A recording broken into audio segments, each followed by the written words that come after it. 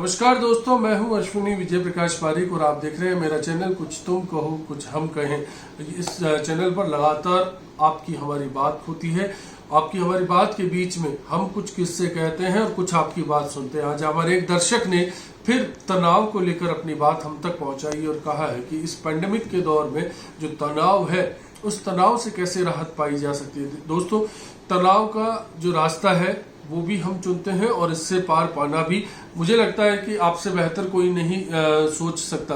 तनाव में अगर आप मुस्कुराना छोड़ देंगे तो आप यकीन मानिए तो मुश्किलें आपकी लगातार बढ़ती जाएगी। इसलिए कोशिश कीजिए कि आपका मुस्कुराना जारी रहे। एक कहानी याद आती है जब एक गरीब पिता जो कि मरणासन होता है, पलंग पर लेटा होता है और उसके सामने उसके दो बेटे होते हैं। वो कहता है कि बेटों, मैंने जिंदगी भर तुम्हें तो परवरिश करने में सब कुछ खर्च कर दिया, लेकिन आखिरी दौर में मेरे पास ये एक आम बचा है, आप इसे ले लो और बांट लीजिए, इसके सिवा मेरे पास देने के लिए कुछ नहीं है। ऐसा कहकर पिता रुखसत हो जाते हैं और उसके बाद बेटों में से बड़ा बेटा जिद करके वो आम खा लेता है, छिलका गाय को डाल देता है और गुटली छोटे भाई के आगे फेंक देता है। इसी तनाव के बीच दोनों भाई अलग हो जाते हैं, लेकिन छोटा भाई संयम रखने वाला होता है। वो उस तनाव के दौर में उसे ये बिल्कुल एहसास नहीं होता कि पिता का दिया आखिरी आम भी बड़े भाई ने खा लिया। उसने उस गुटली को लिया और एक गमले में लगाकर अपने आंगन में रखा। दिन रात उसकी पत्नी पूजा के बाद बचे पानी को उस गमले में डालती। धीरे धीरे उस गमले से एक पौधा प्रस्फुटित हो गया, बाहर निकल कर आ गया। फिर वक्त के साथ उस गमले से निकालकर उस पौधे को घर के आंगन में शिफ्ट कर दिया गया।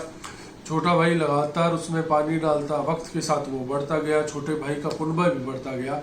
और एक दिन ऐसा आया जब वो पौधा पेड़ बन चुका था। उसकी शाखों पर जो झूला लगा उसमें उस छोटे भाई के बच्चे झूला झूलने लगे और जो पत्तियां थी त्योहार के मौके पर दरवाजों पर उसकी बंदरवाल जो बोलते हैं वो बनाकर सजाई जाती थी।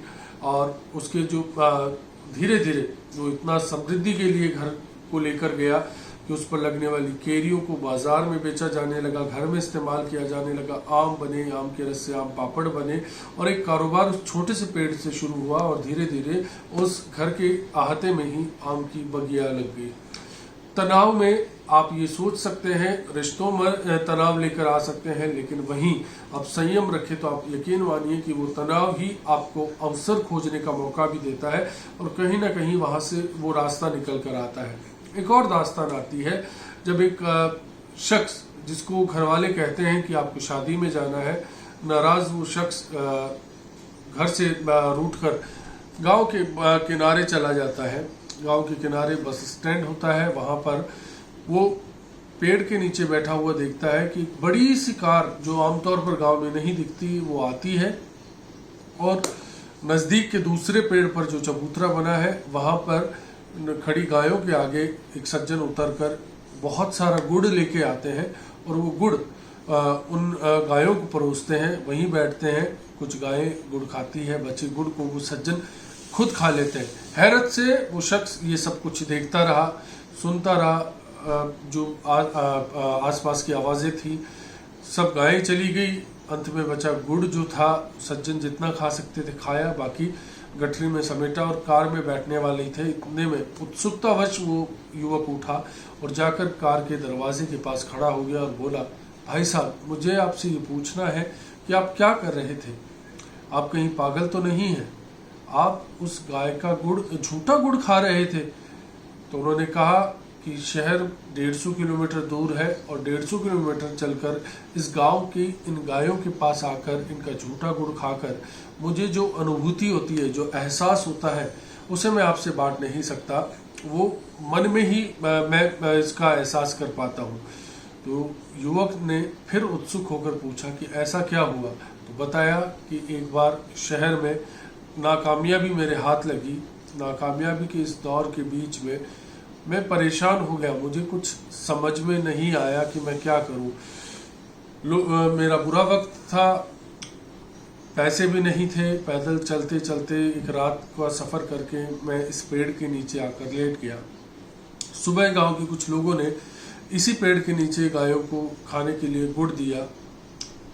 उनमें से एक गाय ऐसी थी जिसने गुड़ नहीं खाया और चली गई। मैं काफ़ी देर देखता रहा, भूख लग रही थी, मैंने वो गुड़ उठाकर खा लिया। ये क्रम दूसरे दिन भी चला, क्योंकि उस दिन भी मेरी इतनी ताकत नहीं थी कि मैं उठकर कहीं जाता, कुछ समझ पाता, कुछ कर पाता। अगले दिन फिर यही क्रम दोहराया गया। वो गाय आई, उसके सामने गुड़ रखा गया, लेकिन उस गाय ने गुड़ नहीं खाया और वो गाय वहाँ से चली गई और बचा हुआ गुड़ मैंने खा लिया। जैसे तैसे शरीर में ताकत आई, उठा। नज़दीक ही ये जो बस स्टैंड है, इसके कमरे का काम चल रहा था। मुझे पता लगा मज़दूर की ज़रूरत है। मैंने धीरे धीरे वहाँ पर जाकर काम मांगा, मुझे काम मिल गया। और फिर मुझे एहसास हुआ जब पहली पगार मिली कुछ खाने के बाद कि 2 दिन मैंने गाय के हिस्से का गुड़ खाया है। और मैंने लाकर वो गुड़ गाय के सामने रखा बचे पैसों में से, तो गाय ने तुरंत वो गुड़ खा लिया। और मुझे एहसास हुआ कि कहीं ना कहीं उस गाय को मेरी भूख का एहसास था और इसके कारण उस गाय ने जो गुड़ है 2 दिन तक नहीं खाया और अपने हिस्से का गुड़ मुझे परोस दिया, मेरे लिए छोड़ दिया। तो दोस्तों, सोचने समझने की ताकत सभी में होती है, जीव में भी होती है। और ठीक इस किस्से से हम समझ सकते हैं कि हमारे आसपास में हर तरह का तनाव होता है, हर तरह की परिस्थितियां होती हैं, लेकिन संयम एकमात्र रास्ता है जिससे आप लड़कर उनसे पार पा सकते हैं। आप इस दौर में मुसीबत किसी भी तरह की झेल रहे हैं, हो सकता है कि मुसीबत बड़ी हो, लेकिन एकमात्र संयम वो रास्ता है, अच्छे वक्त का इंतज़ार, आपकी मेहनत वो रास्ता है जिसके जरिए इस बुरे वक्त से भी आप पार पा सकते हैं। तनाव को लेकर आपको आज की एक जो कहानी है कैसी लगी, आप ज़रूर मुझे बताइएगा। अगर आपको पसंद आती है तो आप इसे लाइक कीजिएगा, शेयर कीजिएगा, हमारे चैनल को सब्सक्राइब कीजिएगा। साथ ही इस वीडियो के आखिर में जो डिस्क्रिप्शन बॉक्स है उसमें हमारा मेल आईडी दिया गया है, उसमें आप अपने दिल की बात हम तक ज़रूर पहुंचाइए। ये बातों का सिलसिला यूं ही जारी रहेगा। नमस्कार।